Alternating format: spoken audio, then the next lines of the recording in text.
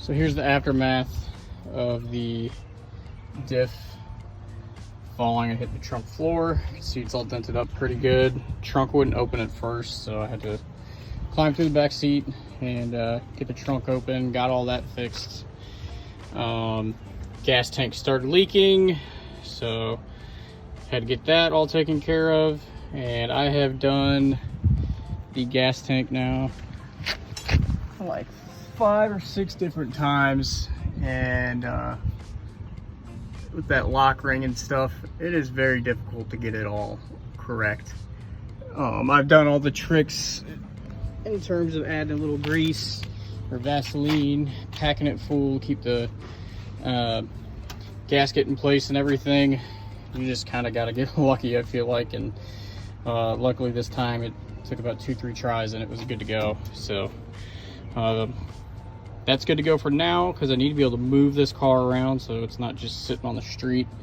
I'm going to try and hammer some of that stuff back down just to get the car somewhat back to normal. But I think probably my next project is going to be looking into replacing the floor and the trunk. Originally I was just going to do the sides and the rear and not the transition pan, but looks like I'll have to do the transition pan now. They do come in one piece stamped metal with all the correct, you know, curves and everything, so I don't think it'll actually be too bad. I've been kind of learning how to weld a little bit with just a Harbor Freight 110 flux core welder. I'm not great by any means, but I think this might be a good spot to learn, because I mean, I'm planning on painting over it anyway, so that may be the next project. I'm not entirely sure. It wasn't what I was planning on doing next. I wanted to get the floors and the cars done and get some other stuff to stiffen up the chassis a little bit more, but this is going to get addressed, I think, first. So that's where we ended up yesterday. And then today, let's see, I think it's like 4th or 5th day, I was able to get everything done. As you can see, we got all the leaf springs back up and in place. They turned out really good. I painted them with just some roll bar and chassis paint, tons of coats. Wanted a pretty heavy, thick layer just because I'm sure these are going to be hitting the ground. As you can see, I actually got a little chip in the paint already right there, it looks like, probably from putting it on. So yeah, it took some time. Definitely learned a whole bunch. Some tips I would say is just get a grinder for that front eyelet bolt. It's just miserable. There's just no good way to do it. I went through a whole bunch of reciprocating saw cutoff blades, and those didn't do anything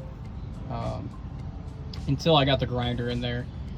Got a big grinder. If you have a really 7-inch, that'd probably be preferred. 7 or 9-inch blade on there, because then you can get in there and just cut the leaf itself. You have so many different angles trying to get in there. It's all squared in there that trying to get around a grinder wheel in there is pretty difficult. So bigger is honestly a little bit better there if you're comfortable with it. And then for installation, I used a ton of the White Lightning grease to get all the bushings into place.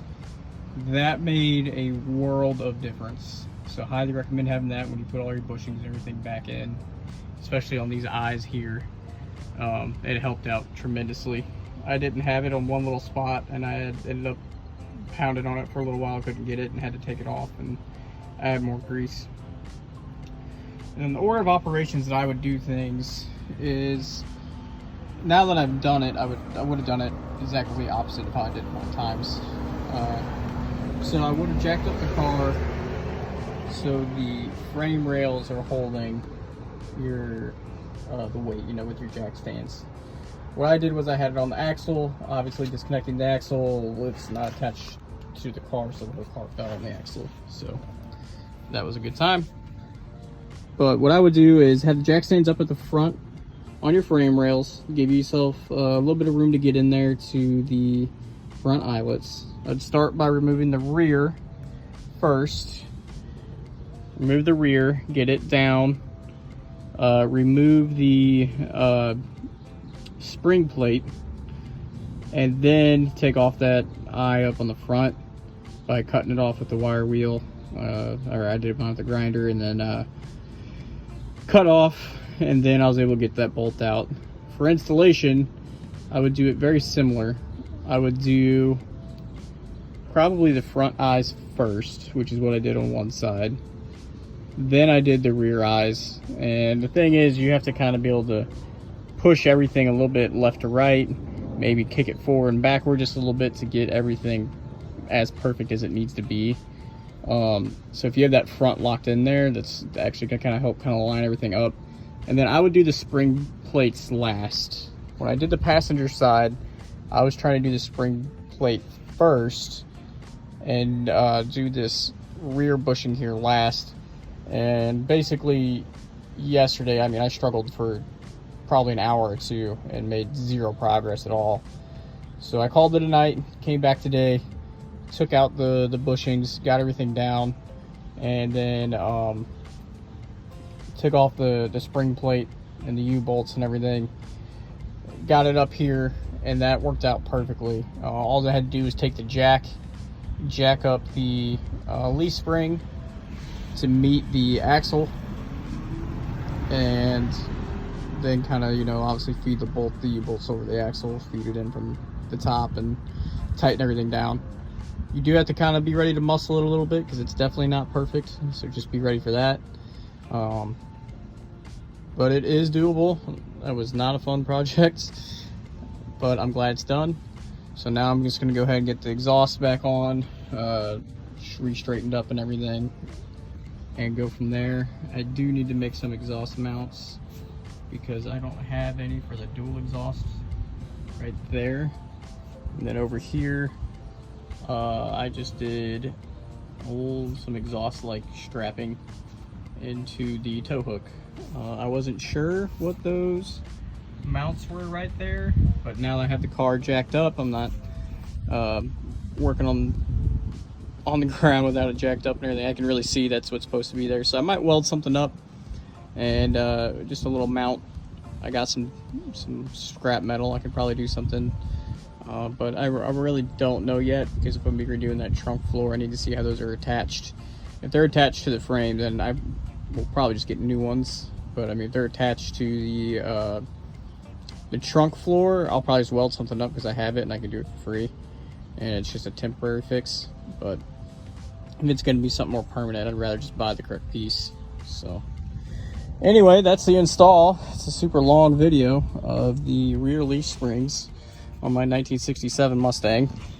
As always, if you guys have any tips, tricks, comments, suggestions, go ahead and comment them, share them, anything like that. Any thoughts on a process to keep restoring this guy, things you would start doing, maybe better order. Or if anybody's local, I'm in the Maryland area. If anybody's local and wants to turn a wrench or even teach me a lot, that'd be awesome. I'm really looking forward to getting into body work. Never done that before. I think it's going to be really rewarding because right now I've done all the suspension aside from the center link and the tie rods. So rest suspension of the car has been done, and the motor, which I've showed off previously, I've done gas tanks, some lights and stuff here and there, some little things. But I think body work's going to be the most rewarding because I'm going to see it really starting to take shape and come together. But anyways, thanks guys for your time. And